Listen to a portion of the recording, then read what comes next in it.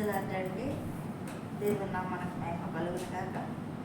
ప్రతి మనిషి కూడా సమాధానం కావాలి, శాంతి కావాలి, ఆదరణ కావాలంటారు. కానీ సమాధానకర్తను వెంబడించరు, శాంతిని కూడా పొందుకోలేరు. ఎందుకు పొందుకోలేరు అంటే సమాధానకర్త అయినటువంటి యేసుని వెంబడించరు కాబట్టి ఆ సమాధానము, శాంతి మనకు దొరకదు.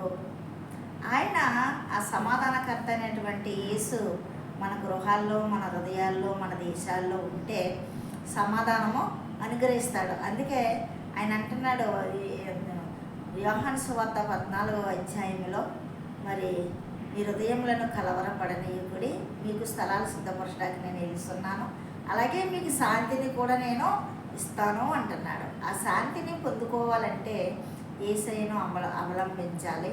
యేసయ్యను అవలంబిస్తే ఆ యొక్క వాక్యాలు కూడా మన హృదయంలో నింపబడతాయి. ఆ వాక్యము ఎప్పుడైతే మన హృదయంలో నింపబడుతుందో అప్పుడే మనకు శాంతి, సమాధానము కలుగుతుంది. అధైర్యపడము, ధైర్యంగా ఉంటాము. అందుకే ఆయన సమాధానం లేని చోట కుటుంబాలకైనా, సంఘాలకైనా, మరి దేశాలకైనా, మరి సహవాసాలకైనా శాంతి, సమాధానం ఉండదు. ఎందుకు? సమాధానకర్త ఆ యొక్క మనుషుల్లోనూ, ఆ యొక్క ప్రాంతాల్లోనూ లేడు కాబట్టి.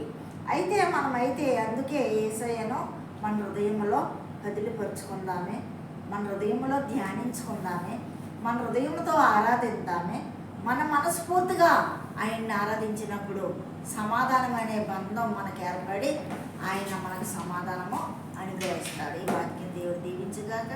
సబ్స్క్రైబ్ చేయండి, అన్న మినిస్ట్రీ గురించి ప్రార్థించండి, లైక్ కొట్టండి. ఆమె